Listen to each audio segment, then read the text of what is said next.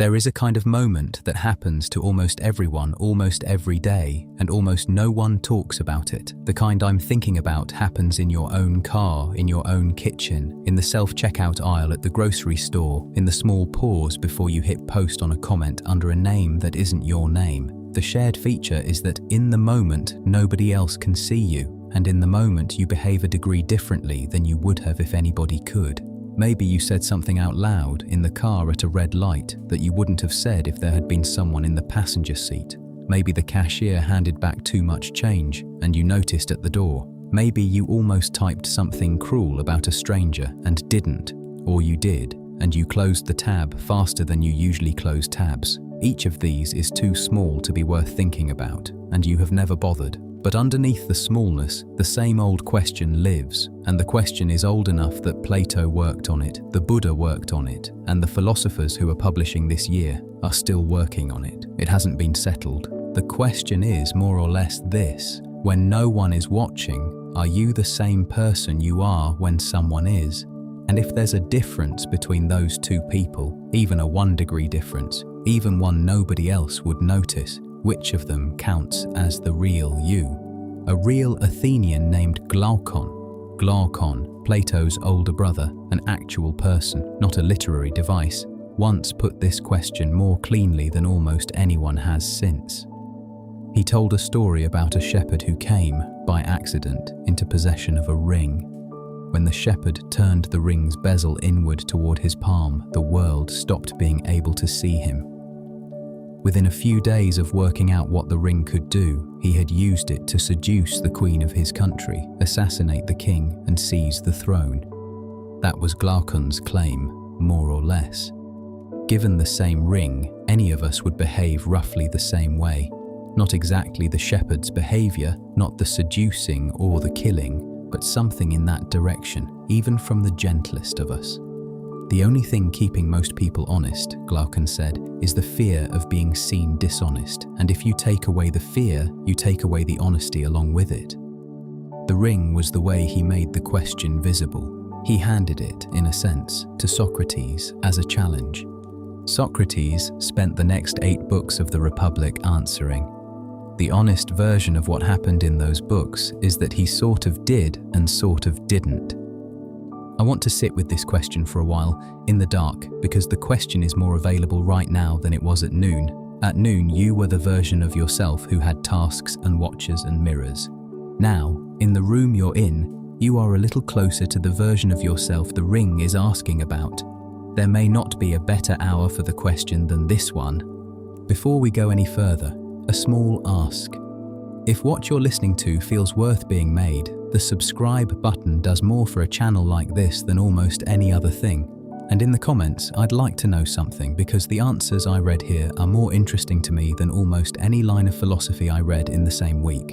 What was the smallest invisible thing you did today? Get a little more comfortable, if you can.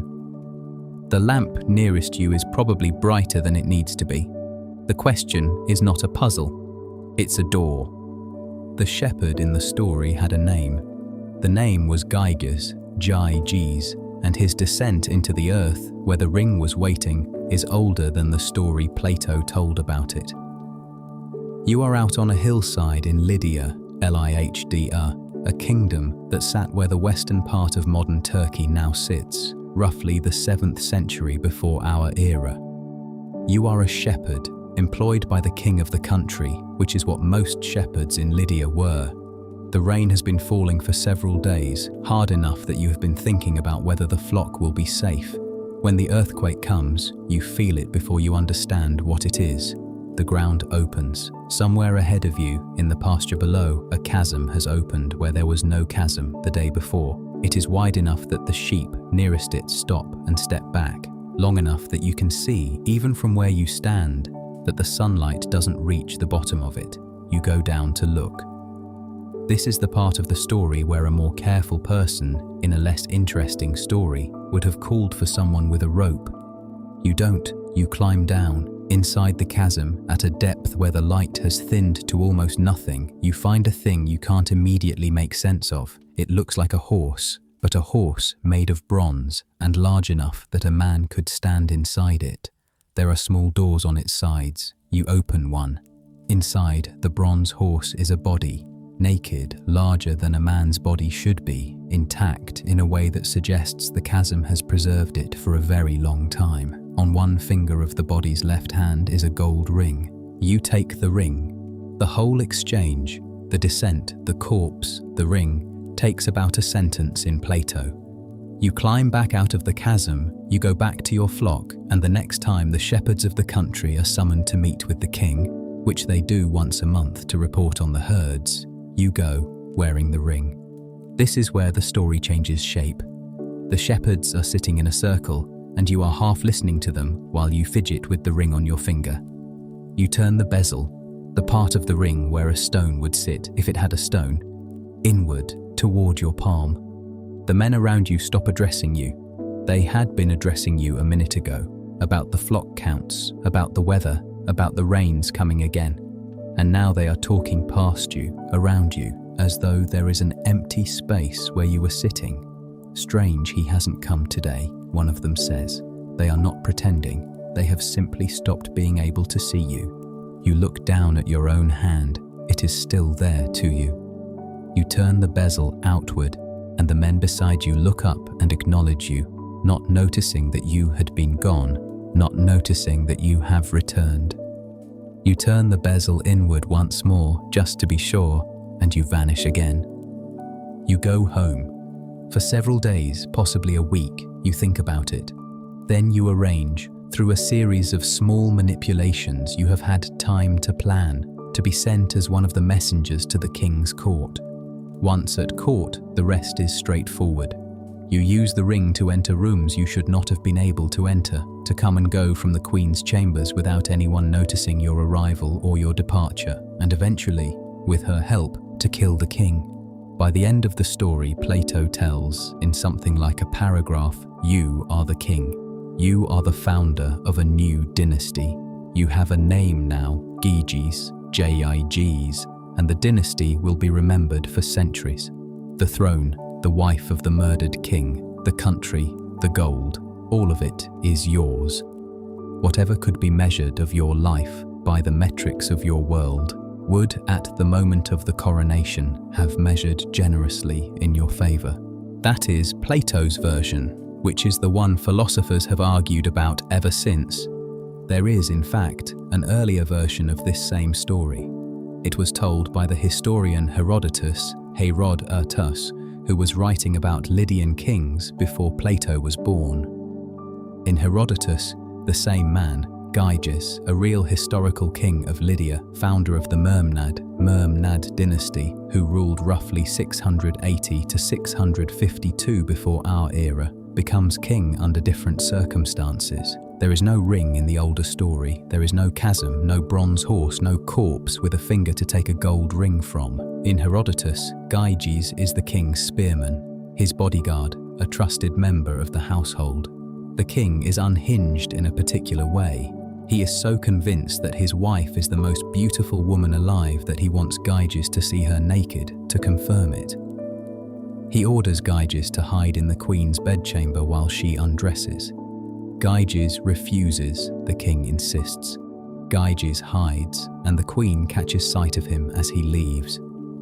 The next day she summons him, and she tells him, in not so many words, that he can either kill the king and take both the throne and her, or he can die that afternoon for what he saw the night before. He kills the king while the king sleeps. The throne and the queen are his, and the Myrmnad dynasty begins under his name. The strange thing about this story, and it is a thing worth noticing slowly, is that we have two versions of it. They are written by Greeks in Greek about a Lydian king who actually lived. The earlier one, in Herodotus, has Gyges as a man who was given an impossible choice and made the only choice he could survive. In the older version, there is no ring at all, no invisibility, no test of what a person would do given license. There is coercion, and there is the choice within the coercion. Plato knew the older story. Most educated Athenians would have known it. When it came time to make his point, Plato threw out the coercion of the earlier story and added the ring. The ring is the question. The ring is what Plato added to a coronation story in order to ask whether the man at the heart of it was a man with bad circumstances or a man with bad character. In Herodotus, you can read Gyges' rise as tragedy. In Plato, you cannot. In Plato, Gyges has a ring, and the ring removes every consequence of every choice, and what he does with the ring is what he is. The shepherd, by every measure of his world, succeeded. He went down into the earth a man without a name, and he came up the founder of a kingdom. There is also a way of measuring, older than the kingdom, slower than the centuries, harder to pin to a single sentence, by which he lost something walking back up the chasm that he never recovered. Both are true, both lived in him. The story does not tell us which one mattered more, and the story is 23 centuries old now, and the question of which one matters more is still the question. You can carry it into sleep. The mind goes on with these things in the dark, whether or not you go with it. The story of the shepherd was a setup. It was being told by a young man named Glaucon, in a private house in Athens, somewhere around 380 before our era, and the audience he was telling it to was Socrates. Glaucon, in 380 BCE, was Plato's older brother, a real Athenian who appears in the historical record under his own name, who walked the streets of his city and had opinions of his own, and who was, by the time we meet him in the Republic, somewhere in his late 20s. Popular accounts of Republic Book 2 often describe him as the cynic, which he isn't. What he is doing when he stands up at this point in the dialogue and tells Socrates the story of Gyges is precisely the opposite of being a cynic. He is offering Socrates the strongest possible version of an argument that he himself wants Socrates to refute, which is, in his own way, doing the philosopher a favor. The argument has more architecture than the ring alone reveals. The shepherd is only the third move in a three-step structure, and the structure works best when you watch all three. Glaucon starts with a taxonomy. There are, he says, three kinds of good things in the world. The first kind is good in itself, small joys, harmless pleasures, the sort of thing you would seek even if it produced nothing else. The second kind is good both in itself and for what it gets you, sight, health, intelligence. You would want to be intelligent even if it had no payoff, and you would also want the payoff. The third kind is good only for what it gets you, going to the doctor when you are ill, doing work you don't enjoy in exchange for a paycheck. In which of those three classes, Glaucon asks, does justice belong? Socrates answers, without hesitation, the second class. Justice is good in itself, and also good for what it gets you, both at once. Glaucon then says, most people would disagree. Most people, if you actually asked them, would place justice in the third class, a necessary evil, endured for the reputation and the legal protection it earns. Justice is the doctor's appointment of the moral life. You submit to it, not because you enjoy it, but because the alternative is worse. Defend the second-class claim, Glaucon says. Show me, show all of us, that justice is good for the person who has it, regardless of what the person gets from having it. Before Socrates can answer, Glaucon offers a story about where justice came from, and the story supports the third-class reading. He says, imagine the early days of human community before there were any laws. Some are stronger than others, and the stronger ones can take what they want without much consequence, while the weaker ones can be taken from and have no real defense. Over time, everyone in both categories realizes something. The strong can hurt others, but they themselves can also be hurt. Not even the strong can defend themselves from a group of weaker people who have decided to work together. So they all agree to a kind of mutual restraint. I won't do to you what I could if you don't do to me what you could, and we will both go on living. The agreement is what we call justice. Justice in this story is a bargain struck among people who are not strong enough to be safe on their own. It is something we invented, not something we discovered, and now you can see why the ring is placed where it is. The first two moves have set up the question. If justice is only a bargain, then justice only binds people who have something to lose by breaking it. What about a person who, by some accident, has nothing to lose. That is the work the ring is doing, removing every consequence of every choice. It is producing the condition in which we can finally see what a person actually values as distinct from what they are merely afraid of. And here is the part of the move that almost always gets missed. Glaucon does not imagine giving the ring only to an unjust man. He imagines giving 2 rings, one to a just man and one to an unjust man, and watching what they do. His claim is that the 2 would, in the end, behave indistinguishably. The just one might hesitate longer, might do it more reluctantly, but given enough time and enough opportunity, and the certainty that nobody would ever know, the just person and the unjust person would arrive at the same actions. And if that is true, Glaucon says, then justice was never the point. What was keeping the just person from the unjust behavior was not their justice but their fear of being seen. Strip away the fear, and the justice goes with it. Now both of those rings are in your hands. The one in your left hand is the one you would give to someone who has, until this moment, lived a careful and honest life. Someone you would describe to a friend, without hesitation, as good. The one in your right hand is the one you would give to a person whose patterns have already been those of license. Glaucon is asking you, not as a thought experiment, but as a description of the world. What would those 2 people do after a week, after a month, after a year? Would the careful and honest one still look like a careful and honest person? And if they would, why would they? He is not asking rhetorically.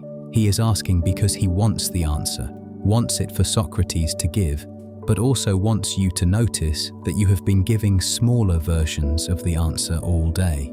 With the cashier who handed back too much change, with the driver you said something about under your breath, with the comment box, with the moment in the kitchen when something small and unimportant could have gone one way or the other. You have been answering Glaucon's question, one quiet, small choice at a time since the morning.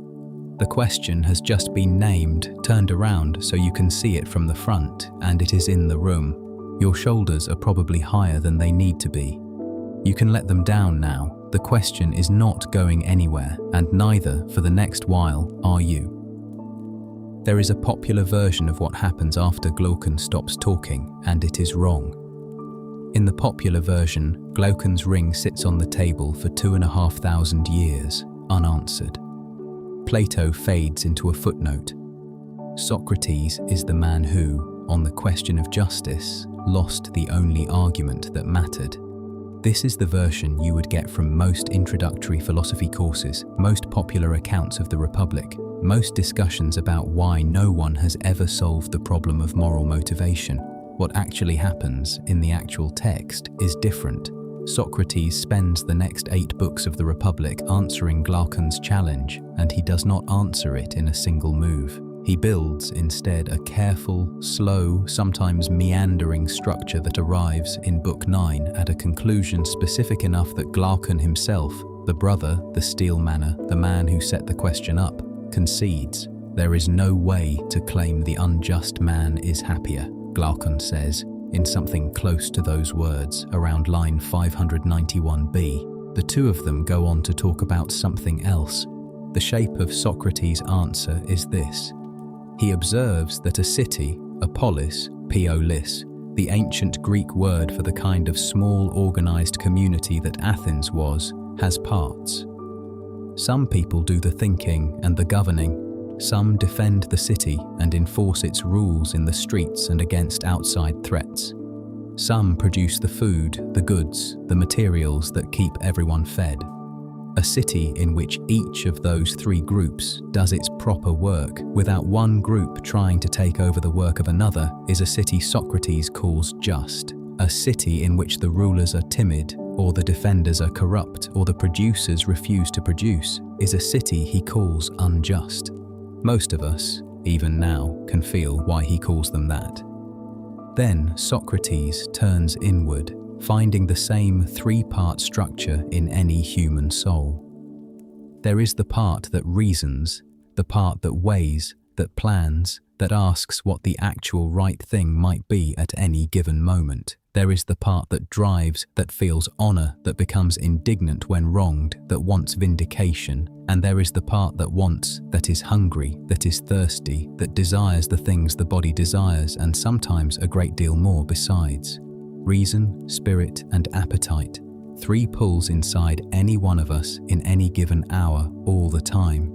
Justice in the soul, Socrates says, is the same as justice in the city, each part doing its proper work, reason ruling, with spirit as its ally and appetite where it belongs, present, taken seriously but not in charge.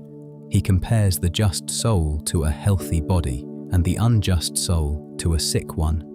The comparison is not metaphor decoration, it is the structural core of the argument. A sick body is a body whose parts are at war with each other, whose proper coordination has broken down, in which the disease itself is the disorder. We do not, Socrates points out, treat health as a thing we want only for its consequences. We want it for itself, because being sick is a state of being that we know in our bodies we do not want, regardless of whether anyone else is watching. And the just soul, Socrates argues, is to the just person what health is to the body. The unjust soul is not punished after the fact.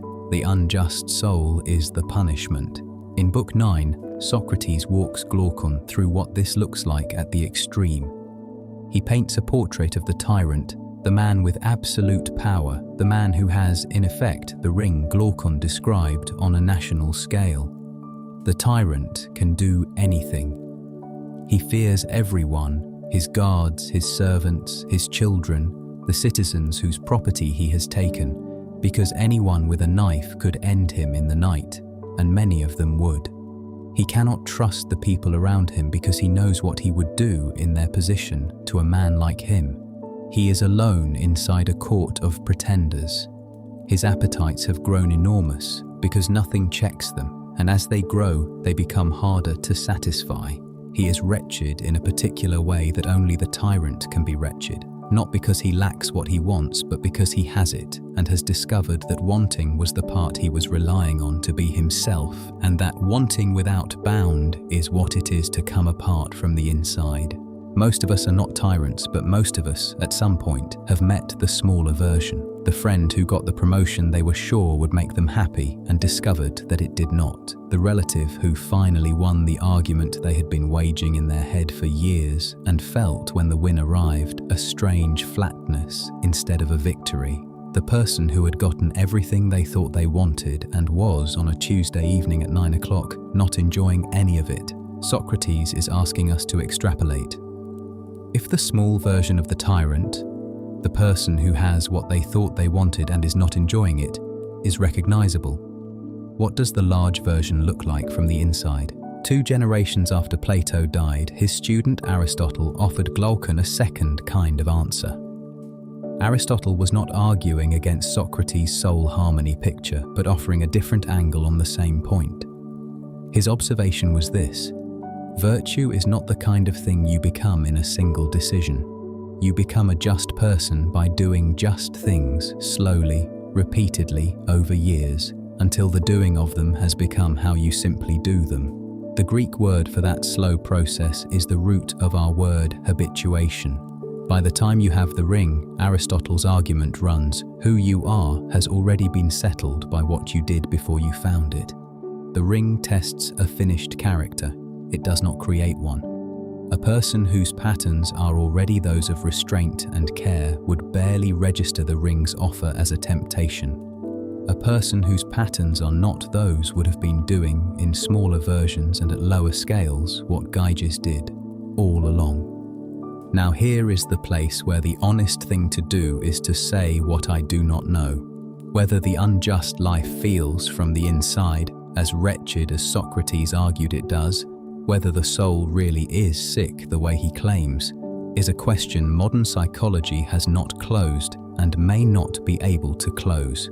There is a research literature on what is sometimes called the dark triad, on people who score high on traits we associate with moral indifference, and the findings are not what the Republic would predict. Some of these people report on standard measures high life satisfaction. They are not visibly wretched, and they are not, by their own report, miserable. Either the surveys are missing what Socrates was talking about, or Socrates was wrong in a specific empirical way, or the wretchedness he meant operates on a layer the surveys cannot reach. I do not know which. What seems honest to say is that both halves can hold. The soul harmony argument names something that any of us, on the right evening, in the right kind of quiet, can recognize about ourselves and about the people we have watched do well by acquiring and badly by what the acquiring did to them. And the empirical version of the same claim, that the unjust person is measurably more miserable than the just one, remains unresolved and may remain so for a long time. The question at the edge of sleep is louder than it was at noon because the noon self is busy enough to push it down, and the sleep self has begun to thin in a way that lets the older question through. Socrates' answer is more available in the dark than it is at the desk. There is a smaller version of the ring you wear most of the working day, and you almost never notice you are wearing it. The reply you gave or did not give to a co-worker, the pause you took before responding to a child who had been at the edge of patience for an hour, the driver in the next lane whose attempt to merge you allowed or refused, the email you wrote in 20 seconds that the person on the other end read for 3 minutes and remembered for 3 days. Each of these is a small power exercised quietly, with no one keeping score. Each of them is a ring. Most of us, when we think about Gyges, picture him reaching for the throne. Almost none of us picture the part of the day where the ring is smaller and where, exactly, the ring spends most of its time. Around the year 170 of the Common Era, in a tent on the Roman frontier, you are already practicing the discipline you would need for the small ring as well as the large. You are about 50 years old and you have not slept particularly well. You are writing to yourself in Greek because Greek is the language of the philosophy you love, and because writing in a language that is not your first language slows you down enough to mean what you write. You have given them no title, you have shown them to no one, and they are not for publication. You are, more or less, talking to yourself in the dark before the dark fully ends. Your name is Marcus Aurelius, Aurelius. You are the Emperor of Rome, which is to say that you hold, at this moment in history, the largest ring your civilization can produce. You can order any of your soldiers killed for any reason or no reason. You can have any building torn down. You can transfer the wealth of any of your subjects to any of your friends with a single word. You hold the kind of power that, in Glaucon's story, the shepherd used to seize a kingdom. You hold it without having to seize anything at all. It simply arrived with the position. And for the better part of 2 decades on the throne, your most pressing private question has been what to do with yourself in the presence of it. The book you are writing to yourself, which a much later world will call the Meditations, is not a philosophy book in the sense that the Republic was a philosophy book. It is the working notes of a man trying not to be corrupted by what he has been handed. You are reminding yourself on most pages of things you already believe but feel you are losing your grip on. You have power over your mind, not over outside events. You write to yourself, more or less in those words, in passages you have composed at this same dawn hour in 100 different tents. Realize this, and you will find strength. The first audience of the Meditations is the man writing them, an hour before the rest of the empire begins to ask things of him. You are practicing in this hour the discipline of a school of philosophy that has been running for about 4 centuries by the time you got to it. The Stoics, Zeno, who founded it, Epictetus, who shaped its later form, you, who are now living it from the throne, argued that there is exactly one thing that counts as good for a human being, and that is virtue. Everything else, wealth, health, reputation, length of life, the size of your house, the number of subjects in your empire, they called adiaphora, indifference. The word does not mean worthless. It means neither good nor bad in itself, material that virtue can work on, but not the work itself. The ring, in this framework, falls squarely into the indifferent category. It is power, and power is not a good but only something virtue does or doesn't do well with. This is the part of the story where the popular picture of Stoicism gets the texture wrong. The popular picture, which has become especially loud in the last decade, presents Stoicism as a kind of gritted teeth resignation. Endure, suppress, don't feel, push through. The Stoic, in this picture, is a man with his jaw set, his shoulders squared, refusing to be moved by what life is doing to him. This picture is not quite Marcus, and it is not quite Stoicism either. The Meditations are not the writings of a man with his jaw set. They are the writings of a man who keeps quietly reminding himself, often before sunrise, to be kind to the slow ones at court, to forgive the senator who insulted him yesterday because the senator was, like everyone, struggling with something Marcus couldn't see, to remember that the people he is about to deal with that day are, like him, fellow citizens of the universe trying to do their best with what they have been given. The Marcus of the Meditations is not stoic in the popular sense. He is gentler than that, more uncertain in his own practice, and willing to admit in passage after passage that he is failing. The discipline he is practicing on the throne has a daily form at a much smaller scale, and it looks like this. The person reading this, you in the room you are in an hour before sleep, has a small ring on your finger of the same kind that Marcus had.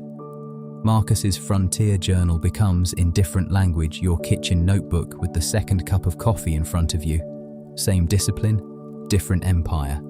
The Stoic practice, the one Marcus is running on a national scale in a tent, in Greek, at dawn, is to notice that small ring on your finger, to notice the small power it contains, and to use it as if how you used it mattered, even though no one but you will ever see how you used it. I have it in my power not to do this small unkindness, the Stoic asks himself, and to do, instead, the small kindness that nobody will notice. What does the practice consist of except that? What makes the Stoic answer different from the Socratic one is that the Stoic does not need the wretched tyrant argument at all. The Stoic is not telling you that the man with the ring will be miserable. The Stoic is telling you that misery is not the point. What is in your control, the part of the day that is genuinely yours, is the moral quality of the small things you do with the small ring. Power, position, reputation, length of life, those are outside your control. The way you exercise the small ring you actually have in the next hour is not. Marcus does not promise this practice will be easy. He does not even promise it will work. He writes, in another passage that is probably late and probably tired, that he has been trying to do this for a long time, and that the trying is most of what there is. He does not finish the practice, he carries it. And on the morning he dies, in the year 180 of the Common Era, somewhere near modern-day Vienna, the writing stops, and what is carried by whoever reads him after. The hour you are in right now, in the room you are in, is not so different from the hour Marcus was in. You have a small ring on your finger that, most of the day, you will not notice. Some of the day, you will. And on the part of the day where you notice it, the question Marcus carried into his tent at dawn becomes, in a quieter form, available to you. The question doesn't want an answer. It wants to be carried. The lamp by you is probably doing more than this hour asks of it. In the late summer of around 370 of the Common Era, in a town called Thagaste, in what is now Algeria, a 16-year-old boy named Augustine, Augustine, climbed the wall of someone's orchard with a group of friends. The orchard was not particularly well guarded. The pears on the trees inside the wall were already overripe, and none of the boys was hungry. None of them especially wanted pears. The pears at home, in Augustine's own family's garden, were better than these. They climbed the wall anyway. They picked the pears, more than they could eat, and they took them out of the orchard. They threw most of them to a herd of pigs. The few they tasted were, as Augustine remembered later, exactly as bitter as they had expected. Then they walked home. The act had taken maybe 20 minutes from start to finish. No one had seen them, and no one from the orchard's family ever found out. The boys never spoke of it again to anyone else. By any standard that counts in the moral world Augustine's father lived in, by any standard, frankly, that counts in most moral worlds, the pear theft was a trivial thing, a teenage prank on the petty end of the spectrum of teenage pranks. It would not stop sitting on Augustine's mind, however, for the next 30 years. Around the year 397 of the Common Era, when Augustine was about 43 years old and had become a bishop in North Africa, he sat down to write a book about his own life. The book was called the Confessions. It was, in the form of a long prayer, an account of how he had come to be who he was. He devoted an entire chapter of the book to the pear theft, treating it as one of the most philosophically important moments of his life. Most readers, when they reach that chapter, are mildly puzzled by it. Why did he do it? Augustine asks himself that question for what reads like the better part of a year of writing. I don't think he ever fully answers it. Let me try the question with you, because I'm not sure I have either. He starts by ruling out the obvious answers. He was not hungry, he did not want the pears, and he did not even particularly want the pears as a kind of object. They were bitter, they were unripe. The ones at home were better. He was not trying to impress the friends because, he says, with what reads like genuine embarrassment, he did not even particularly like the friends. The friends did not have anything he wanted, including his admiration. The act, in its plainest form, had no reward in it, no profit, no thrill, no goal. It produced no good thing for the person doing it, and yet he had done it, deliberately, with appetite, and it had felt. This is the line that has haunted readers for 16 centuries. It had felt good to do the wrong. His own conclusion after the long and circling self-interrogation is one that Glaucon would have recognized as a serious answer to the ring. The reason no one saw the theft, Augustine decides, does not actually matter. There is no act for him that is unobserved. There was, on the other side of his own attention, a kind of inner audience that had been present for the theft from the first second of climbing the wall, that was present for every second of the throwing of pears to pigs, that had been present, in fact, for every act of his life before that one, and would be present for every act after it. The inner audience is, in Augustine's vocabulary, God. God sees everything. The boy climbing the wall in Thagaste is not, and has never been, invisible. But the part of his account that has carried even for readers who do not share his theology is the felt structure he describes, the sense, while doing the wrong thing, of being seen by something. Not by the orchard's owners who slept through it, and not by his father, who would never know. By something inside himself that had no body and no voice and could not be turned off, that knew exactly what he had done and felt about it more or less the way the slaver of pears he was meant to grow up into would have felt. The watcher was not outside the orchard, but inside the wall, inside the chest, inside the act itself. 16 centuries later, in Vienna, a different kind of writer arrived at a different vocabulary for what Augustine had described. Sigmund Freud, atheist, Jewish, writing in German, working in the medical idiom of his time, proposed a structure of the human mind in which there is a part of the self that internalizes the voices of authority. Father, mother, school, country, civilization, over the years of growing up, these voices become installed inside you, watching what you do, whether the original speakers are physically present or not. Freud called this part the superego, the over-I, the inner judge, the part of the self that has taken on the work of judgment that the parents and the priests used to do from outside when growing up was still in progress. Without ever using the word God once, Freud described exactly the structure Augustine had described, an inner audience that does not require the outer one in order to keep working. Augustine's God and Freud's superego are not, in any obvious sense, the same thing. Augustine thought the inner audience was a real being who really existed and really knew him.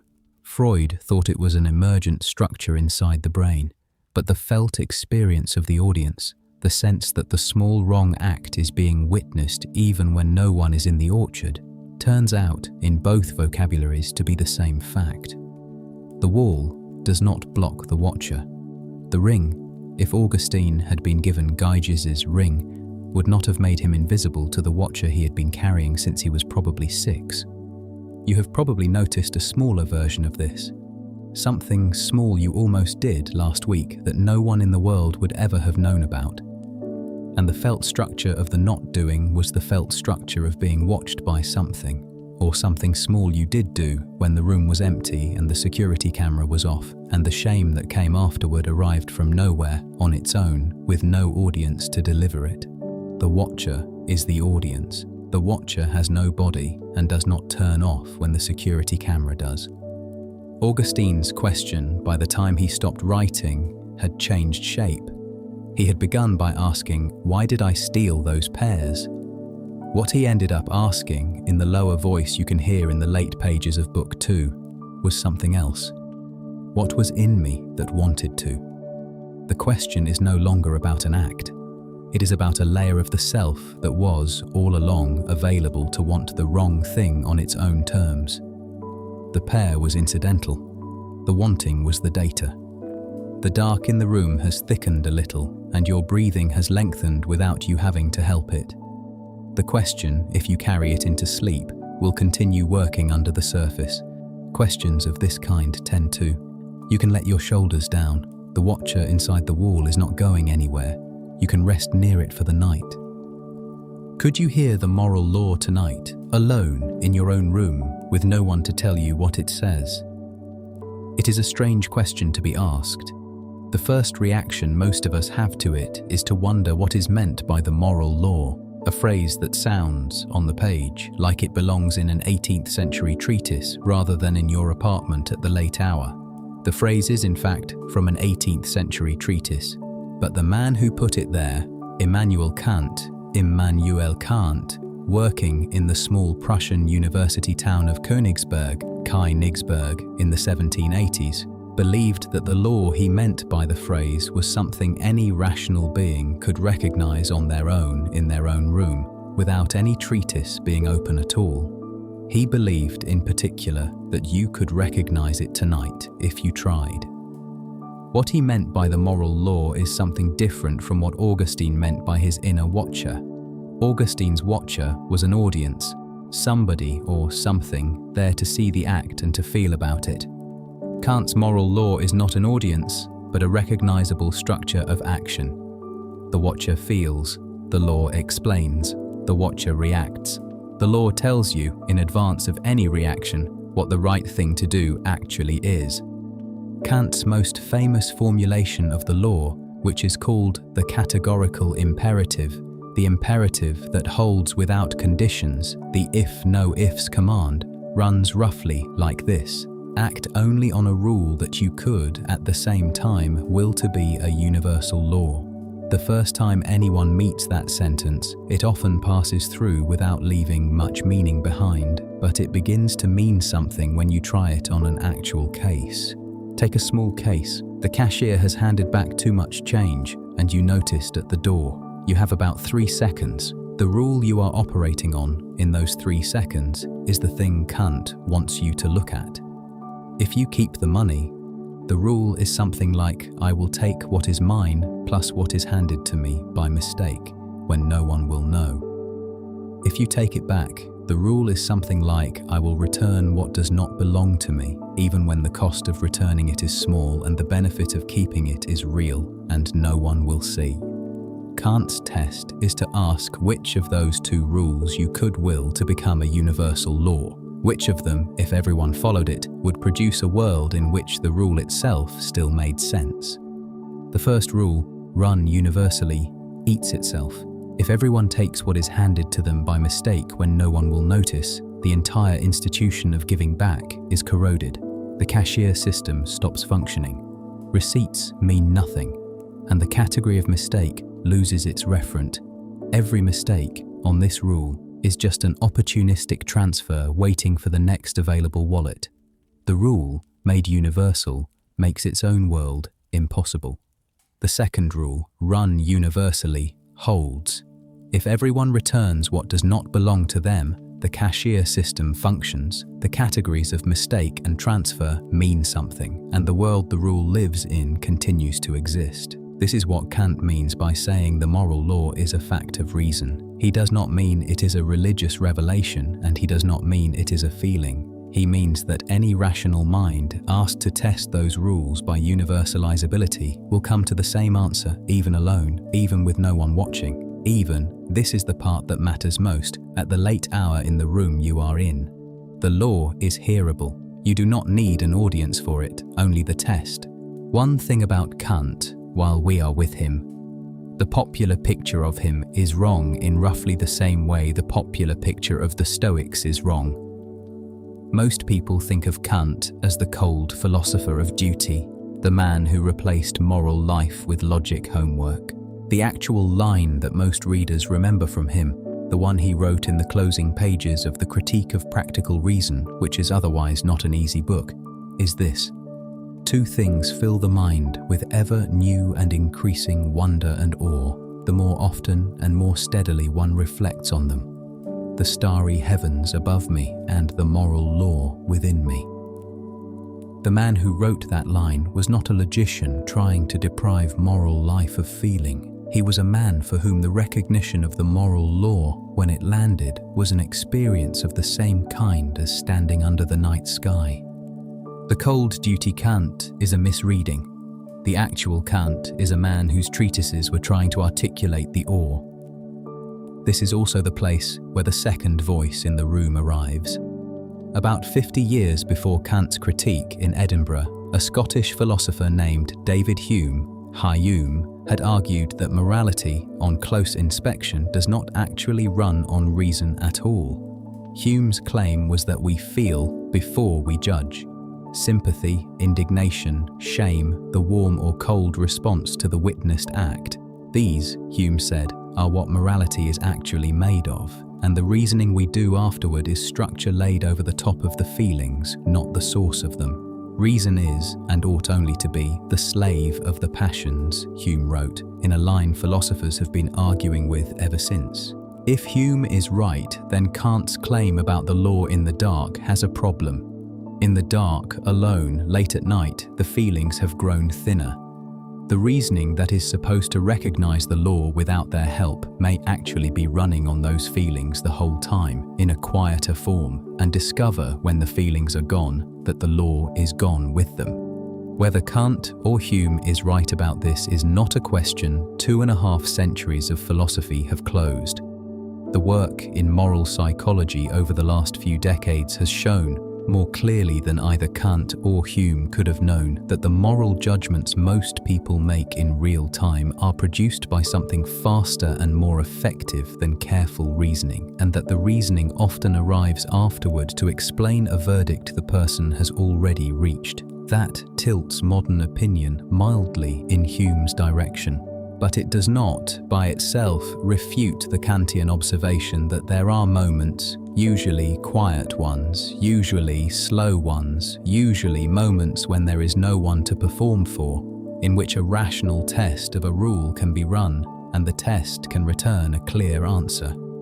Both things may be true. The moral life may run mostly on the Humean engine, with the Kantian one available when the room is quiet enough. What Kant is asking you to do tonight is something small, not the settling of the question of moral motivation. He is asking you to take a rule, any rule, however small, that you have been running on today, and to ask whether you could will it to be a universal law. The rule does not have to be about cashiers. It can be about the email you almost sent, the favor you did or didn't do, the small dishonesty you allowed yourself somewhere between breakfast and dinner. Pick a rule, hold it up to the light of the universalizability test and see what comes back. This is the invitation, more or less. Kant's faith is that the answer will be hearable, even now, even alone, even without anyone watching to grade you. Your own experience when you actually try it is the only data you have on whether his faith holds. The question is not, finally, for him. He has been dead for a long time. The question is for you, in your room in the next minute, before you stop trying. The lamp by you can stay on if you want it on a little longer. The question is the kind that goes on working under the surface, whether you stay with it or not. And tonight, if you can let your attention rest, the work will continue without you watching it work. The most popular thing Nietzsche is supposed to have said about a moment like Gyges's is that he would have approved. The image is of Nietzsche standing in the orchard of a future without God, watching the strong man pick up the ring, telling him, "Go on, take it, take what you can. The herd will not stop you, the herd cannot stop you. The only true crime is the failure to act." This image has been used to recruit Nietzsche to a long list of agendas, most of them noisy, some of them frightening, almost none of them what he actually wrote. The truth, when you sit with the texts long enough to feel the cadence of his thinking, is closer to the reverse. The strong man, in Nietzsche's vocabulary, would barely register Gyges's ring as a temptation. The ring would not offer him what he wanted, because what he wanted was something the ring does not contain. To follow this, it helps to spend a minute with who Nietzsche actually was. He was born in 1844, taught classics at Basel as one of the youngest professors in its history, left academia in his 30s because his health was failing, and spent his productive years writing alone in mountain towns. In January of 1889, in a square in Turin, he saw a horse being whipped by a coachman and collapsed weeping with his arms around its neck. He spent the last 11 years of his life unable to write or speak coherently. His sister, Elizabeth, took over the management of his unpublished notebooks, edited them with an agenda that was partly hers and partly her husband's, and produced, over the next several decades, a version of Nietzsche shaped by people who were not him. Much of what the 20th century thought it knew about Nietzsche was filtered through that editing, and the work of unpicking it has been going on for almost a century. The piece of Nietzsche's thinking that bears on the ring is his distinction between what he called master morality and slave morality, a distinction worth approaching carefully because the two words carry weight they didn't carry in the German Nietzsche wrote in. He was not, in the first place, talking about masters and slaves in the social sense. He was talking about two ways a person or a culture can decide what counts as good. Master morality, in his picture, begins with affirmation. This is good, the noble type says, of his own life and the things in it that he loves. Bad is what falls short of that affirmation. The noble defines value from the inside, by what he loves. Slave morality begins, instead, with negation. This is evil, the slave type says, pointing at the noble's power and the noble's joy. Good is what is opposite the evil. The slave defines value from the outside by what he is not. What sits underneath slave morality in Nietzsche's analysis is something he called ressentiment, ressentiment, borrowing the French word because the German did not have one with the right texture. Ressentiment is repressed envy that has become a value system. It is the experience of a person who could not have what the powerful had, who could not take what the powerful took, and who has, over time, made the inability into a virtue. I do not want what they have, because what they have is corrupt. That is the move. The slave morality temperament does not stop wanting the noble's life. It stops being able to admit that it wants it.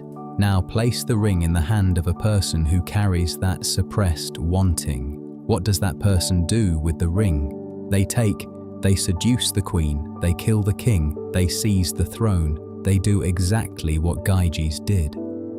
The ring lets the suppressed wanting finally come out, lets the inability finally end, lets the slave do, this time, what he had told himself for years he never wanted.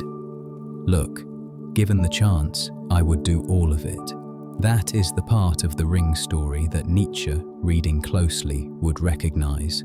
The shepherd is not the noble unleashed, but the slave morality temperament finally given permission to act on the wishes it had been condemning. The noble, the actual Nietzschean noble, wants something else: affirmation, creation, the spontaneous yes to one's own life. The capacity on most mornings to say this is good, this day is good, this work I am doing is good, without the saying being a defense against anybody else. The noble's goods are not the kind of goods you steal and not the kind of goods you become invisible for. The noble does not need the Queen's bedchamber because the noble is not running a private inventory of what he has been denied and waiting for the chance to collect. The noble is somewhere else entirely. The ring is not for the noble a temptation, it is an irrelevance. The picture we have of Nietzsche as the apostle of grab what you can is partly the work of a sister who curated him into something he wasn't, and partly the work of readers who came to him already looking for permission. The actual texts, taken slowly, are warmer and stranger than that picture suggests. He spends much of the genealogy of morals and large parts of beyond good and evil not telling anyone what to do with rings. He spends them diagnosing what the people who imagine using rings actually want and tracing the wanting back to where it came from. The texts are an X-ray of desire, not a manual for seizure.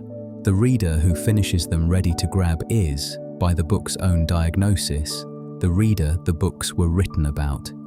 What changes when you read him this way is the question itself. The original question, Glaucon's, was would you use the ring? The Nietzschean version of the question is something else entirely. What would the ring even offer you? Sit with it for a second and make a small private inventory of what the ring on your finger would actually give. Probably the wealth you don't currently have.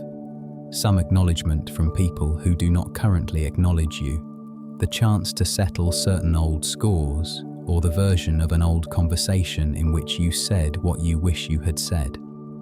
Now look at the inventory and notice what is on it and what isn't. Notice whether the things on it are, in your honest reading of yourself, the things you most want, or the things you have not let yourself admit you want because the people who ordinarily have them cannot. The question, in the form Nietzsche leaves it in, becomes uncomfortable in a different way than Glaucon's version was uncomfortable. Glaucon was asking whether you were really good. Nietzsche is asking what good would mean if you were really running on your own affirmation rather than on a secret tally of what the powerful have taken. The first question can be answered after a fashion by a kind of moral arithmetic. The second cannot. The second requires you to look honestly at what is in the inventory. The questions you can hold the most clearly at the edge of sleep are often the ones you have spent the daytime not quite holding.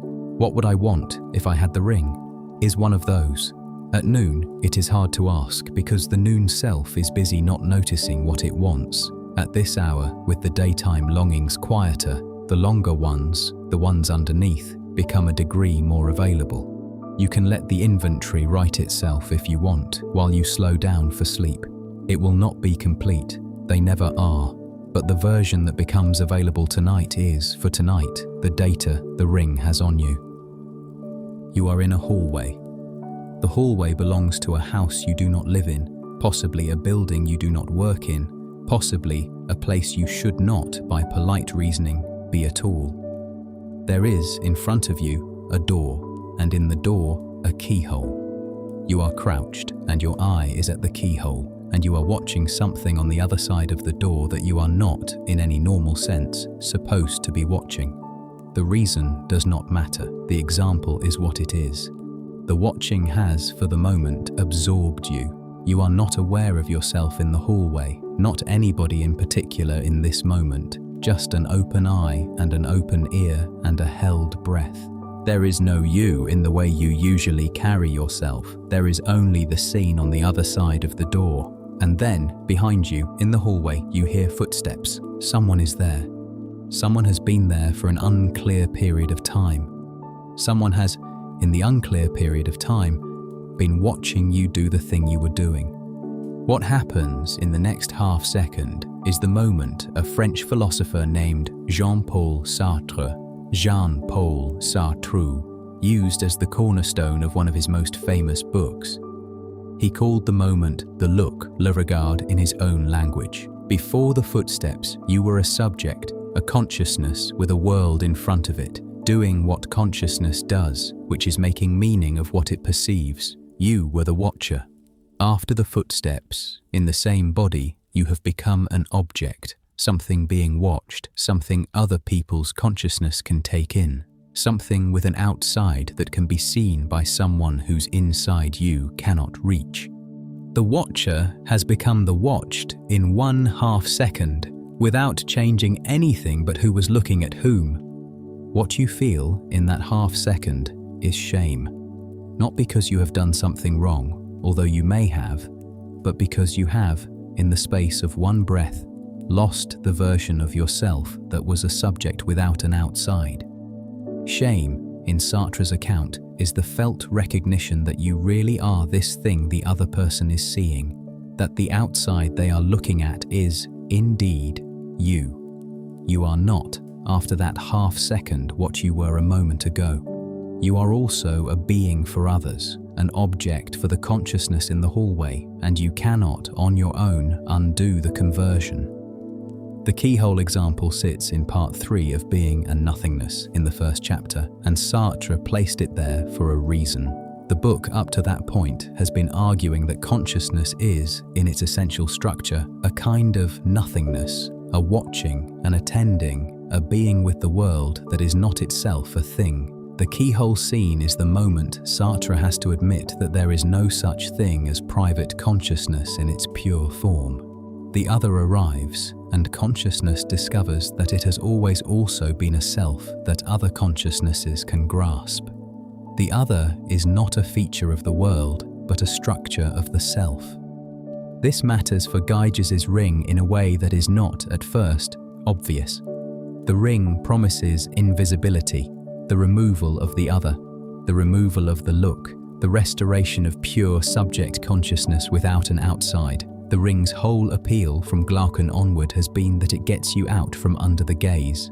Sartre's reply, which he never wrote with the ring in mind but which the ring forces, is that you cannot remove the other from outside, because the other is also inside. The shepherd, with the ring on his finger, has the orchard's family fooled, the king fooled, every external eye fooled. But the part of him that learned, somewhere around the age of 3, to imagine itself from the outside, that part is still running. The look is already internal. The ring does not turn it off. About a decade after Sartre published, in a different intellectual world entirely, a Canadian sociologist named Irving Goffman arrived at a strange parallel observation by way of fieldwork rather than philosophy. Goffman's 1959 book, The Presentation of Self in Everyday Life, argued that almost all of our social behavior is performance, in the literal theatrical sense. We have a front stage where we perform for the people whose recognition we want, the boss, the dinner party guests, the camera, and a backstage where the performance relaxes, in the kitchen, the dressing room, the car ride home. The backstage looks, in his picture, like the place where the real self lives. But Goffman's deeper observation, which he kept threading through the book in different ways, was that the backstage is also a stage. It is a stage for a smaller audience, sometimes an audience of one, sometimes an audience that you carry inside you. The car ride home, with no passengers, is still a performance. The performance you are running for whoever, in your head, you talk to when you talk to yourself. Sartre and Goffman are doing different work in different vocabularies on different sides of an intellectual ocean, but the convergence is striking. Both arrive by different routes at the conclusion that there is no offstage. Sartre says the other is structural, Goffman says the backstage is still a stage, and the two observations together press against Gyges' ring in the same way. The ring takes away the front stage audience. It does not, on this view, take away the audience as such, because the audience has been built into the self, and the self carries it everywhere, into the orchard, into the kingdom, into the empty hotel room in the city where nobody knows your name. But this is not quite the whole story, and the honest version has to admit the other half. The empirical research of the last few decades does show that human behavior changes, often substantially, when the external audience is removed. People say things online that they would not say in person, do things in crowds that they would not do alone, behave differently in the empty house than in the populated one. Sartre is not refuted by this. The inner audience is real, but it is also, evidently, quieter than the outer one. The watcher inside does not disappear when the ring goes on, but it lowers its voice. The Gyges question, in Sartre's version, becomes a question about how loud the inner watcher is for any given person on any given evening. For some, it is loud enough that the ring would change nothing. For others, it is quiet enough that the ring would change almost everything. Most of us, on most days, are somewhere in the middle. The keyhole is still there, and the hallway too. The footsteps behind you are still there. And tonight, in the room you are actually in, the room is the hallway, and the watcher you cannot quite escape is the one who has been with you since whatever age it was that you first imagined yourself from outside. You can let the light in the room stay where it is.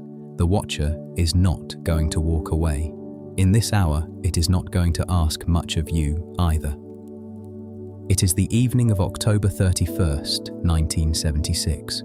The location is a quiet residential street in the Seattle suburbs. Inside one of the houses on this street, in a hallway near the front door, somebody, a graduate student working with a psychologist named Ed Diner, D-E-E-Ner, has set up 2 bowls on a small table. The left bowl is full of small candy bars, the right bowl of pennies and nickels. The hallway is lit. The rest of the house is darker, and in the darker part of the house, a researcher is sitting where the children at the door cannot see him and where he can hear what they say to each other. The doorbell rings. The first child of the night is a girl in a cat costume, alone, maybe 7 or 8 years old. The adult who answers the door asks her name and where she lives in the friendly way that adults usually ask. She tells him her name. He invites her to take one of the candy bars. She does, and thanks him, and goes back to the sidewalk to continue down the street. A few minutes later, the doorbell rings again. This time, there are 3 children, all in costume. None of them asked their names, none of them obviously the leader of the others. The adult opens the door, gestures at the bowls, and disappears for a moment around a corner.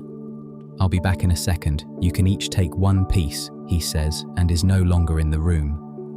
The researcher, deeper inside the house, watches what they do. The study Diner and his colleagues ran across 27 houses in Seattle that night, with 1,352 children passing through the doorways, became one of the most cited studies in the social psychology of crowds. The simple result was this: children who had been asked their names took less than children who had not. Children alone took less than children in groups. Children who were both anonymous and in a group took the most, by a noticeable margin, almost all of them disobeying the instruction to take only 1 piece. The combination was the strongest predictor. Anonymity by itself loosened the rule. Group membership by itself loosened the rule. The 2 together loosened it dramatically. The technical word the researchers gave to what they were watching was de-individuation, D-E-Individuation, the loosening of the normal sense of self that happens when a person is hidden inside a group and stripped of personal markers. It is more or less a softer version of what Gyges does when he turns the ring's bezel inward. The Halloween costume is a ring, the group is a ring, the dark street is a ring. None of them is the full ring Glaucon imagined, but each one weakens the inner watcher by a degree, and the weakening is measurable in the candy bowl. The longer story goes back to 1895, when a French doctor named Gustave Le Bon, published The Psychology of Crowds. Le Bon had watched the events of the Paris Commune of 1871 when the city briefly tipped over into mob action and the violence had frightened him. His book argued that the individual inside a crowd simply ceases to be the same kind of being. The conscience goes quiet and the intelligence flattens. The crowd becomes a single lower creature, dumber and crueler than any of its members on their own. The book was read over the next half-century by Freud, by Mussolini, by Hitler. It shaped the way the 20th century thought about what people in groups become. In the summer of 1971, a psychologist at Stanford named Philip Zimbardo ran an experiment that became, in popular memory, the strongest evidence for the Le Bon position. Zimbardo took college students, randomly assigned half of them to be guards and half to be prisoners, put them in a mock prison in a basement, and watched what happened. The story that came out of the experiment, and that has been taught in introductory psychology courses for half a century, is that the guards spontaneously became cruel, disturbingly cruel, surprisingly cruel, within a few days. The experiment had to be ended early. The conclusion, in the original telling, was that ordinary people will, under the right conditions, become guards in any prison they happen to be put in. The Le Bon picture had been confirmed in a lab on Americans in the second half of the 20th century. De-individuation was real. The crowd was the costume, and the costume was the ring. The honest version of what we now think happened in that basement is different, and the difference matters. Beginning in the 2000s, several careful investigations, including a partial replication by the British psychologists Steve Reicher and Alex Haslam in 2002, and a long archival reanalysis by the French researcher Thibault Le Texier, published in 2019, have shown that the original Stanford story was not what it appeared to be. The guards, it turns out, were directly coached in advance on how to behave. Some of them have said since that they were performing for what they understood the experiment to want. The cruelest behaviors were not the spontaneous emergence of dark roles inside ordinary people. They were responses, sometimes reluctant, to explicit instructions from the team running the study. When Reicher and Haslam ran their own version without that coaching, the guards did not spontaneously turn cruel. The prisoners, contrary to what the original story would have predicted, organized and resisted and eventually broke the prison from the inside. This does not mean Le Bon was wrong about everything. The Dina Candy study is real, and the anonymous and grouped children really did take more candy. The football crowd really does behave differently from the football fan alone. But the simple story, put any ordinary person in a costume and a crowd and they become a monster, is too simple. The current consensus, built mostly on the work of Reicher, Haslam and others, is that people in groups do not so much lose their individual identity as exchange it, in the moment, for a group identity. The crowd does not dissolve the self, it shifts the self into a different mode. Whether that mode behaves well or badly depends on what the group thinks it is, what it believes about its situation, and what it is implicitly told to be. The guards at Stanford became cruel, not because the role of guard in itself made them cruel, but because they understood the experiment to be asking them to be cruel, and the experimenters were, in subtle and not so subtle ways, telling them so. What this leaves us with, in the form of an honest answer to what does the crowd do, is something smaller and more careful than the textbook version. It depends on what the crowd thinks it is being asked to be and on who is implicitly asking. The version where the crowd is a kind of mechanical solvent that dissolves the conscience inside it is, on the current evidence, not quite right. The crowd is more like a different room, one in which different rules feel like they apply, in which the inner watcher operates by a different standard, in which the person you become inside the room is a person you would not be outside it. Whether the person inside is worse than the person outside is, on the new picture, not automatic. It is something that depends, in part, on what you have agreed with the room you are going to be. The crowds you have actually been in are the data here, more than the studies are. You can think of the concert you went to, The stadium during a game when the team you cared about was losing. The meeting room where the consensus had formed before you walked in. The protest you joined or did not join. The dinner table where someone said something everyone there knew was wrong and nobody, including you, corrected it. The room had been deciding what kind of room it was, and the version of you in the room was, in small ways, and sometimes in larger ones, a different person than the one who had walked in. The ring at the candy bowl is, in adult life, the ring at every room you enter. The honest part of all this, and it is the part to leave you with, is that we know less than we thought. The simple story, the one that made de-individuation sound like a settled scientific concept, has had to be unpicked. What we are left with is a smaller and more careful claim. The crowd matters, the room matters, the role matters, but none of them by itself makes a gauges out of anyone who walks in. Your shoulders can come down a little. The room you are in tonight is small and well lit enough and quiet, and you are the only one in it. The question, like most of the questions worth asking this hour, will continue to do its work in your absence while you sleep. What did you almost type last night, on the screen on your lap or in your hand, and not type? The question is not rhetorical. Most evenings, most weeks, there is at least one moment like this. The cursor in the comment box, the thing almost out, and a small pause in which you stop, perhaps for a reason you could name, perhaps for a reason you could not, or, possibly more interesting on tonight's count, you didn't stop. You typed it, hit post, and watched it appear under a name that was not your own real name in any sense your mother would have recognized.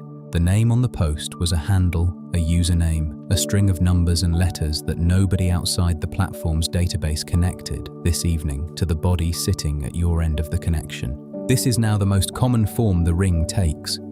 Not the ancient version, which involved a shepherd and a corpse and a single piece of bronze in a chasm, but the modern version, mass-produced, packaged in glass, sitting on a charger by the bed of every human being in a wired country.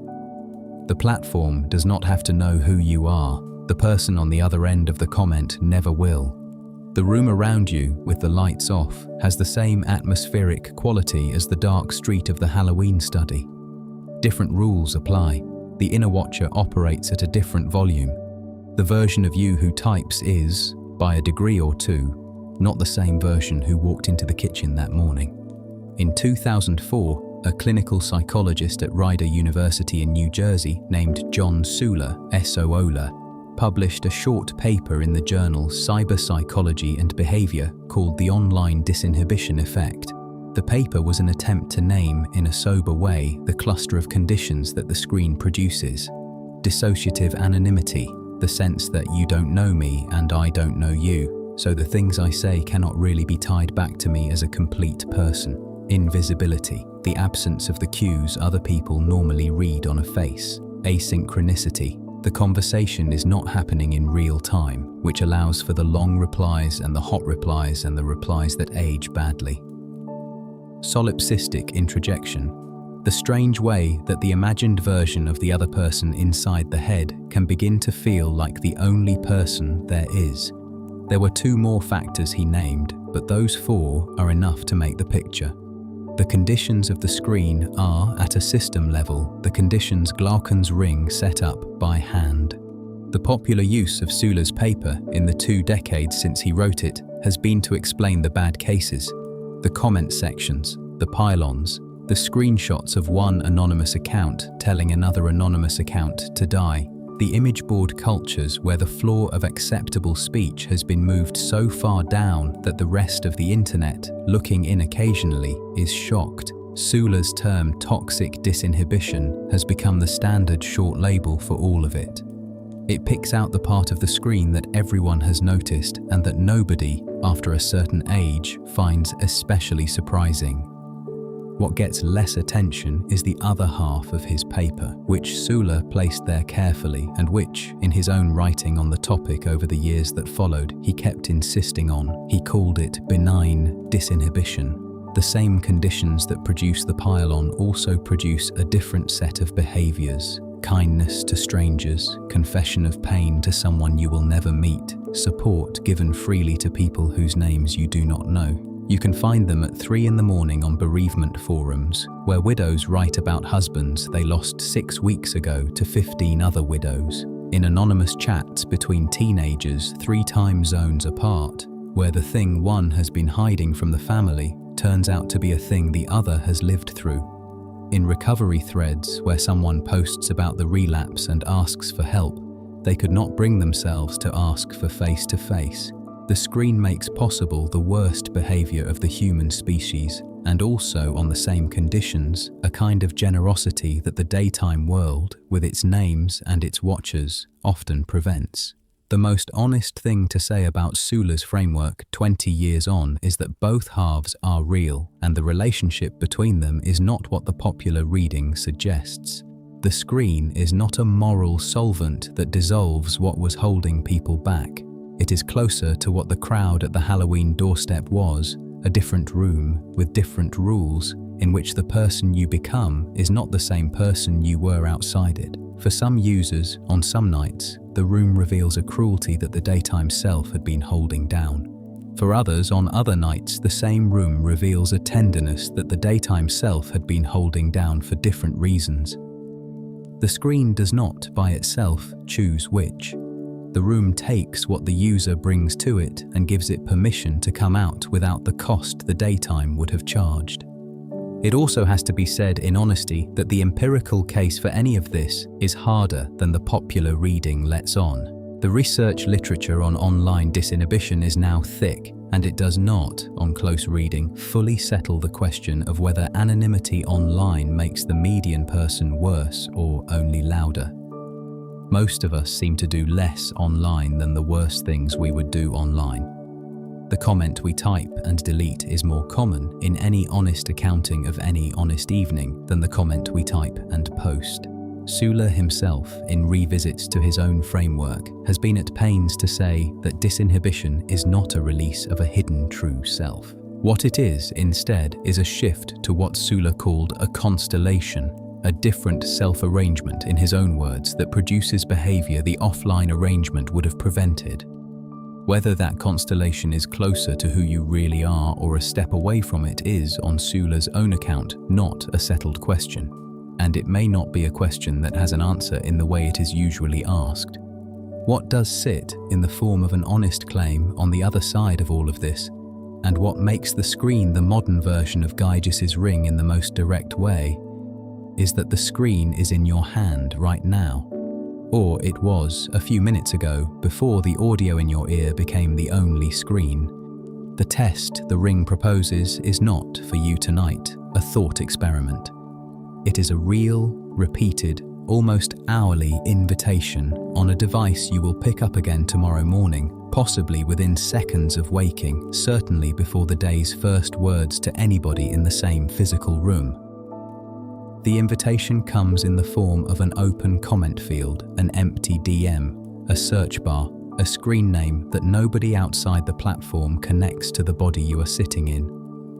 You do not have to do anything with this. The question Sulla was asking, like the question Glaucon was asking, like the question Augustine was asking, like the question Marcus Aurelius was asking before sunrise on the frontier, will keep working in the background whether you decide it tonight or not. What you do the next time you reach for the device and the cursor blinks at you in the empty box is the part of the answer only you can provide. The question, in this form, is yours to carry. The ring on your finger is one of the most precisely engineered rings any civilization has produced. It is also, very probably, by your bed. There is a paradox at the heart of the present that is worth naming clearly. The generation alive today is the most observed generation in the history of the human species. The amount of detailed information about the average person's daily movements, conversations, purchases, searches, preferences, friends, family, fears and fantasies that exists somewhere in some database exceeds what any king or church or empire of the past could have collected about any of their subjects, even by torture. If the only thing keeping people honest were the fear of being seen dishonest, the present should be the most ethically improved era in human history by a wide margin. It does not, on most evidence, appear to be. What that suggests is something the Gyges story did not anticipate. To get at it, the cleanest path is to walk back through three thinkers who have spent 2.5 centuries thinking about the architecture of being watched. The earliest of the three is an English philosopher and legal reformer named Jeremy Bentham. In 1791, in a small notebook that he kept in his cluttered London study, Bentham sketched a building. It was circular. In the middle of the circle, a tall central tower, arranged around the inside of the outer wall, a ring of cells, each open to the central tower and walled off from the cells beside it. The design was for a prison, but Bentham was clear that the principle could be applied to schools, hospitals, factories, anywhere a small number of supervisors needed to manage a large population. He called the design the Panopticon, pan-op-tikon, from the Greek for all-seeing. The genius of the design was that the prisoner in the cell could not see whether the central tower was occupied at any given moment, and so had to behave at every moment as if it were. Constant surveillance was achieved by the possibility of surveillance. The guard did not have to be there, only the prisoner's belief that the guard might be. Bentham proposed one such building. We have, in the centuries since, built 1,000, mostly invisible, mostly inside our phones.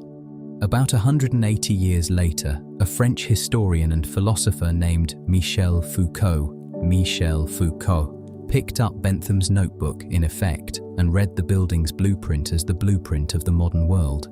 Foucault's 1975 book, Discipline and Punish, argued that the Panopticon was the implicit architecture of every modern institution that took shape between Bentham's century and Foucault's own, not merely a prison design. The school operates on the same principle. So does the hospital, the barracks, the office, the asylum, the open-plan workplace where every screen can be seen from the supervisor's desk. Each of them a building organized around the same architecture of being watched. And what they produce, Foucault said, is not just compliance, but a particular kind of self. One that has internalized the watcher, that runs the watcher in its own head, that behaves with the watcher in mind even when no watcher is in the tower. Modern people, Foucault argued, are people shaped by the Panopticon. We do not need to be watched to behave as if we are. The training has done the watching for us. This is, as far as it goes, the Gyges question stood on its head. Glaucon imagined removing the gaze and seeing what was left. Foucault imagined a world where the gaze had been so thoroughly internalized that removing it would change nothing because the prisoner has become the guard. But Foucault, writing in the 1970s, did not anticipate what the technology of the next half-century would do to his picture. The Panopticon he was describing was a discipline. What came next was something different. And the most recent of the three is Shoshana Zuboff, an emerita professor at Harvard Business School. In 2019, after almost a decade of research, she published a long book called The Age of Surveillance Capitalism. Her argument was that the central condition of the present is not Foucault's panopticon, but something stranger that grew up in the cracks of Foucault's picture. The major platforms of the digital economy, Zuboff argued, do not just observe their users.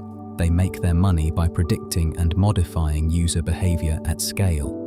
The data being collected about every click, every dwell time, every scroll velocity, every word you said near a microphone-equipped speaker is collected not to discipline you, but as raw material for a market in which your future behavior is the product.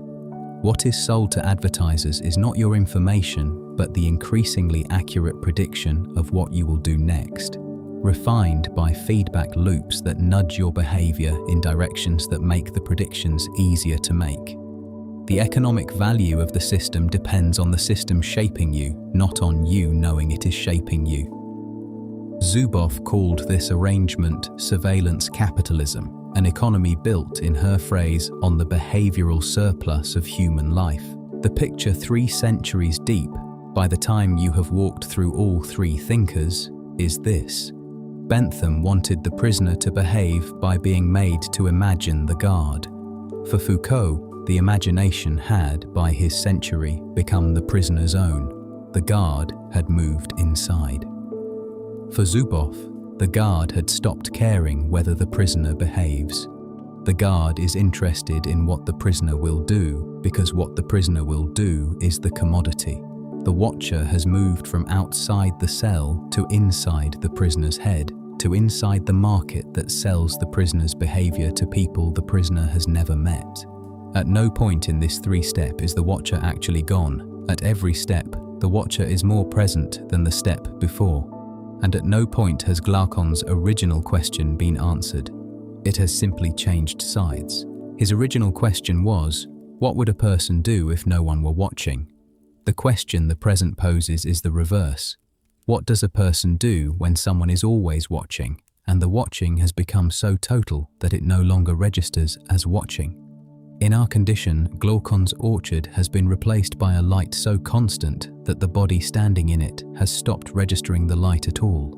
The shepherd had no ring, no cell, no algorithm being fed by the way he walked, what he bought, who he had been near in the past hour. None of these things made the shepherd's question easier. They have, in many ways, made it harder because the question now has to be asked in a kind of moral atmosphere that nobody before this generation has ever had to ask it in. What changes when you sit with the three thinkers in sequence is not the answer to the question. The question itself shifts shape. Glaucon's version assumed that the watcher was external, optional, removable. The post-Foucault, post-Zuboff version assumes the watcher is structural, outside, inside, and built into the markets in which your day takes place. The honest formulation of the question in 2026 is something like this. Given that you cannot really get out from under the gaze, what does the part of your life that is genuinely yours actually consist of? That is a different question than the one the shepherd asked. It has a different shape, a different weight, a different nighttime texture. These shifted questions tend to sit louder at the edge of sleep than they do at noon, partly because the noon self is busy enough not to notice them, and partly because the sleep self has begun to put down the daytime apparatus that keeps them quiet. The room you are in tonight has, almost certainly, at least one device in it that is, at least in some weak sense, listening. Whether that bothers you or not depends on the evening. Tonight, it does not have to. The question will continue to do its work whether or not the device is listening and whether or not you are. You can rest where you are. The watcher in this hour is not going anywhere, but the part of you that needs to attend to it is allowed for the next several hours to attend to other things.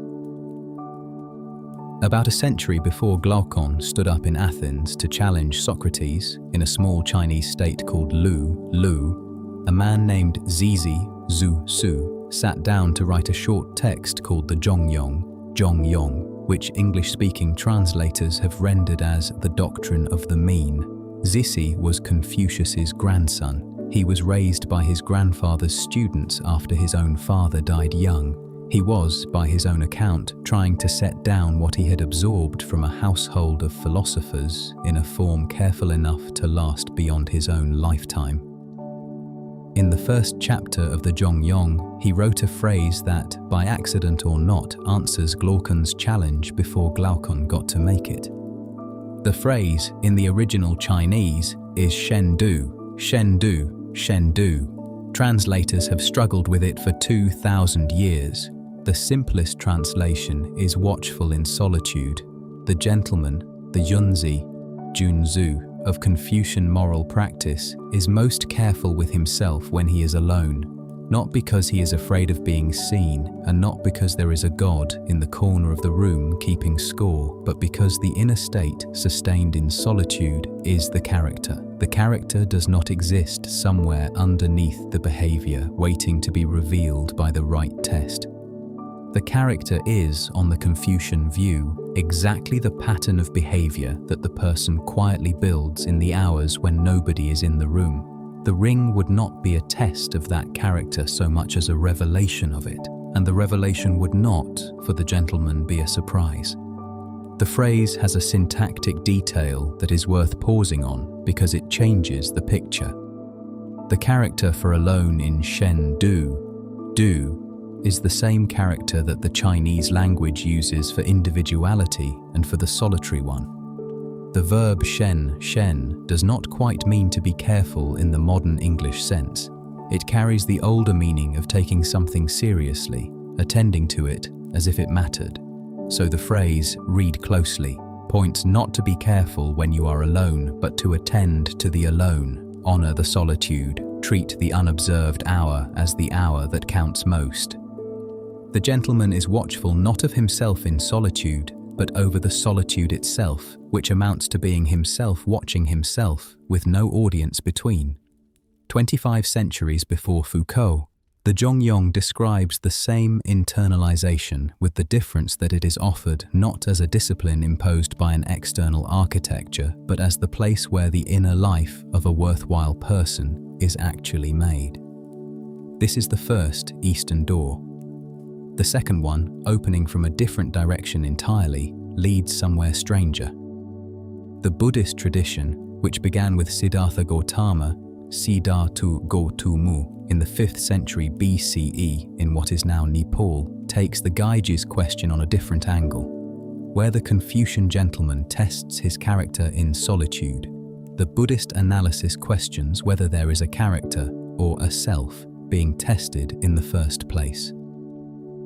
The central Buddhist claim, which is sometimes called anatta, uhnat tu in Pali and anatman in Sanskrit, is that there is no fixed, unchanging self underneath the experience of being a person. What there is, instead, is a stream of processes, sensations, perceptions, mental formations, moments of awareness, the felt sense of body, moving from one moment to the next, with no permanent thing inside them doing the experiencing. The convention of I is exactly that, a convention useful for arranging dinner, less reliable than people usually assume it to be when you press on it carefully. If the Buddhist analysis holds, even loosely, then Gyges' ring is offering something the buyer cannot actually use.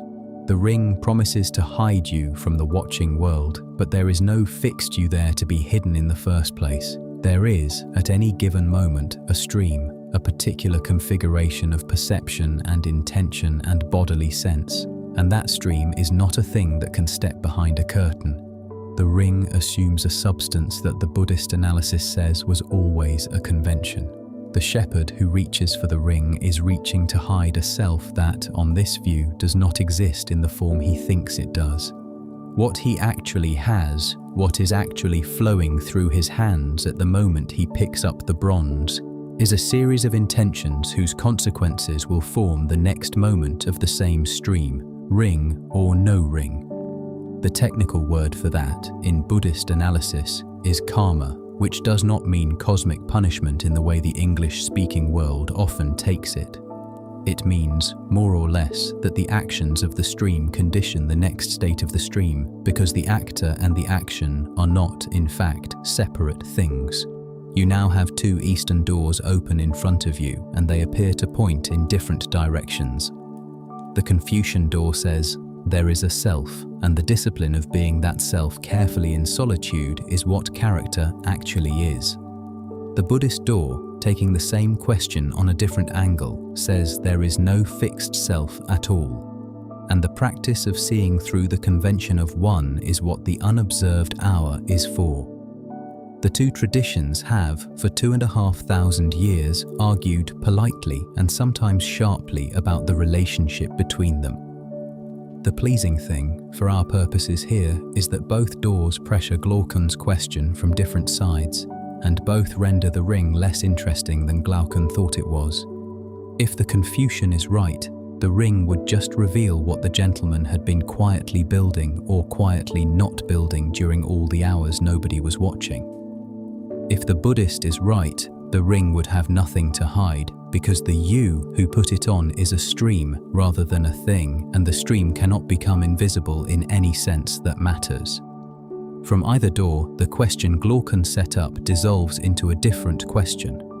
It becomes, and this is where you might sit with both at once in the room you are in. What is actually here when there is no one to perform for, and how would I know?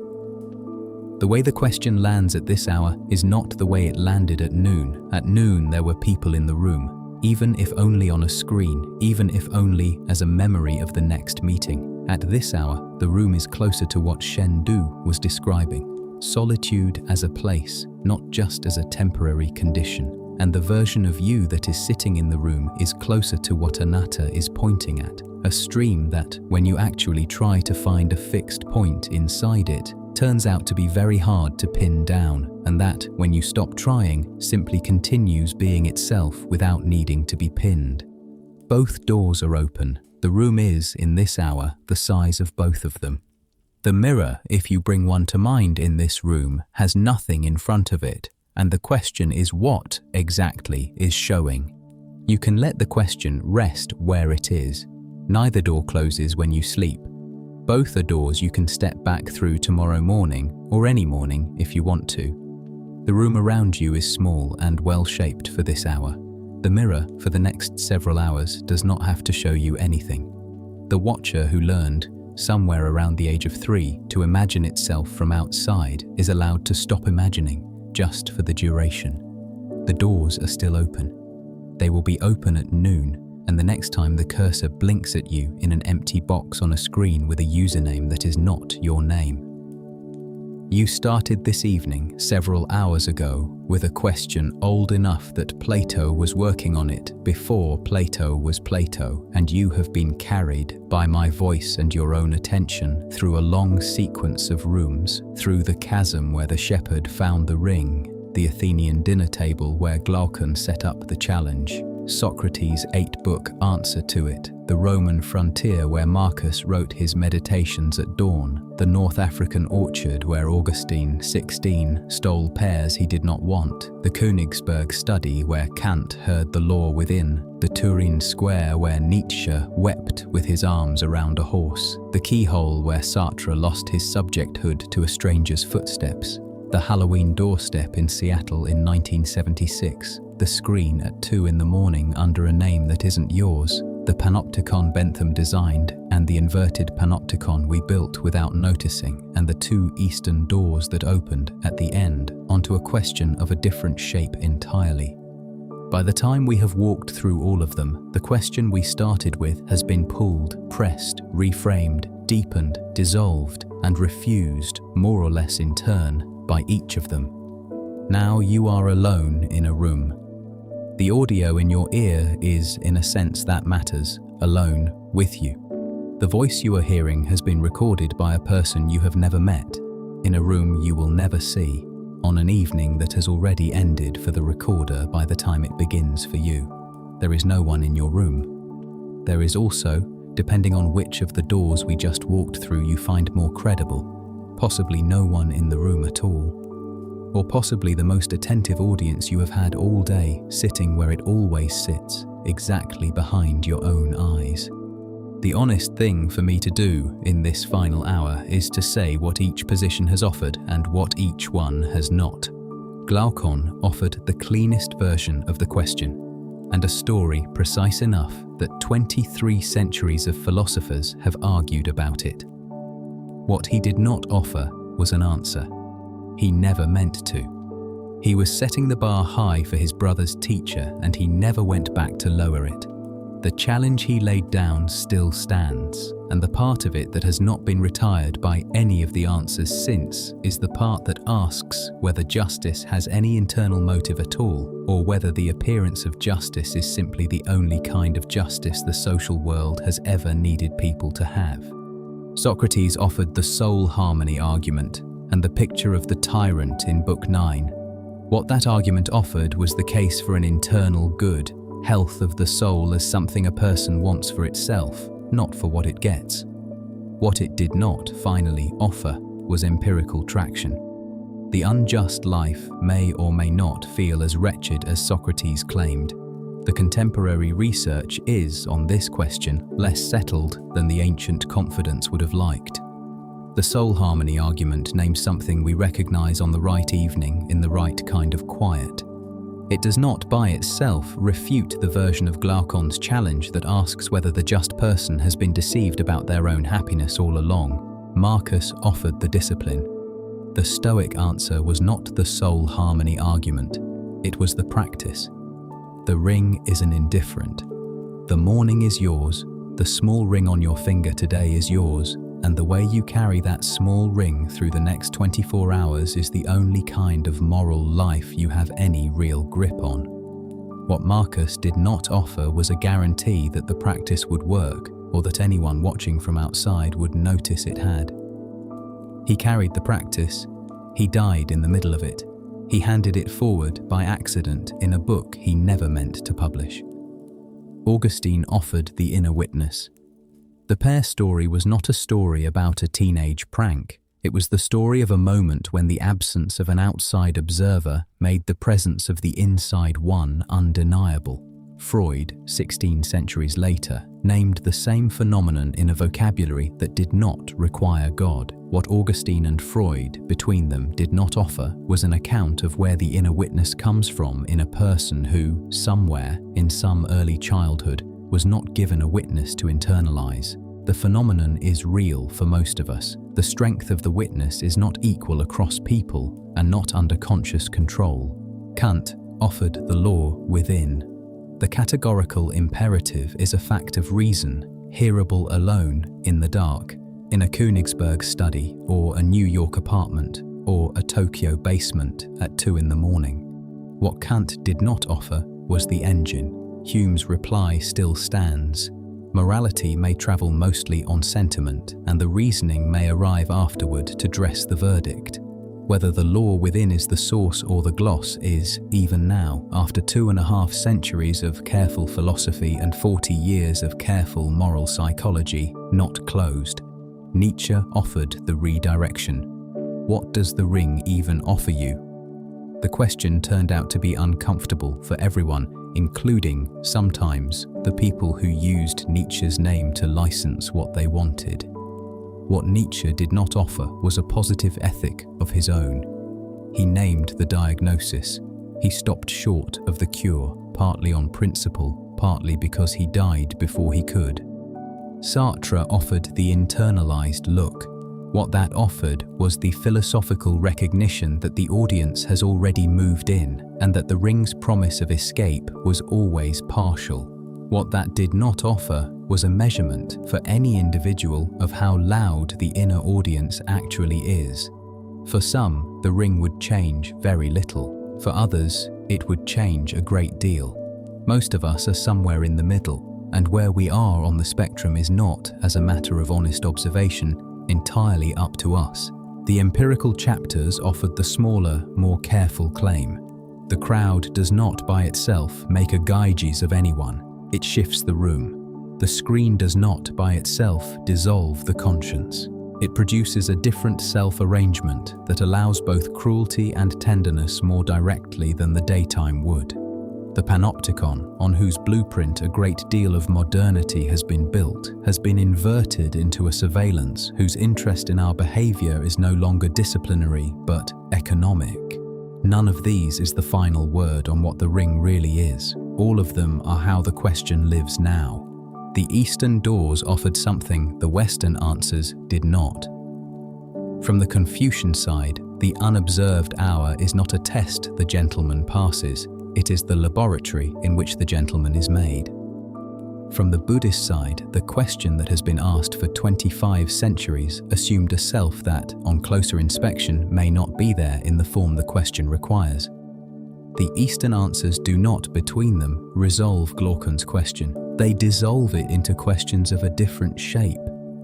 Counting all of that, what we have at the end of the documentary is not a verdict. It is a richer question. Glaucon set up, would you be good if no one was watching? Through the chapters, the question has unfolded into something more layered, more honest, less easily answered by either yes or no. Whose watching counts? What is the self that the watching watches? Is the unobserved hour a test or a laboratory? What part of your daytime life has been a performance, and what part has been the real practice? When is anyone, including you, actually alone? These are the questions that sit in the room with you now. What might be honestly said, at the end of all of it, is that the question Glaucon asked has changed shape over the centuries, and that the change is not, on close inspection, a change Glaucon would have predicted. Glaucon's question assumed three things: that there was a self being watched, that the watching was external and could be removed, that the value of being good was, at root, instrumental, secured by the watchers, sustained by the consequences they could deliver. Each of those three assumptions has been pressed by some of the thinkers we have walked through. The self has been pressed by Buddhism. The externality of the watcher has been pressed by Sartre and Foucault. The instrumental account of value has been pressed by Socrates and Marcus and Kant. By the time you have pressed on all three assumptions, the original question has thinned into something stranger. The shepherd in Plato's story turned a bezel and stopped being seen by his fellow shepherds. He did not, on careful reading, stop being seen at all. The fellow shepherds were one audience, and so were the king he assassinated and the wife he seduced.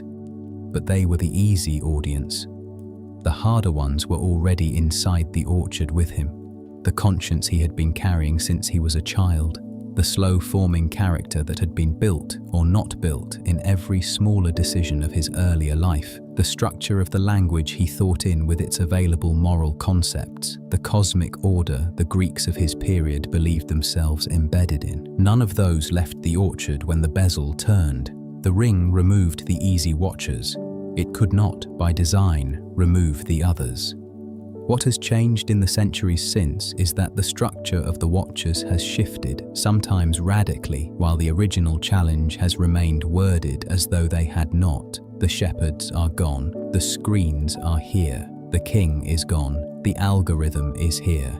The conscience is, for some of us, weaker than it was for Augustine. The cosmic order is, for almost all of us, less imposing than it was for Marcus. The room you are in tonight has at least one device in it that is, in some sense, listening. The questions Plato could ask in the dialogues that ended around 380 BCE have, for us, to be asked in a different acoustic.